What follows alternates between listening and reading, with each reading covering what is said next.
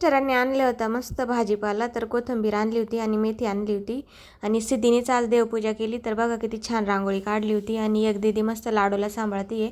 तर त्याला चपाती दिली होती खायला. तर बघा कसं खेळतोय आणि टी व्ही बघायमध्ये तर खूपच त्याला कार्टून आवडायला लागले आजकाल. आणि मग काय मिस्टरांनी भाजीपाला आणला होता, तर 4 जोड्या होत्या, 2 मेथीच्या आणि 2 कोथिंबीरीच्या. तर एकटी म्हटल्यावर खूपच वेळ लागतो निवडायला, पण तरी आता निवडावं तर लागणारच होत्या.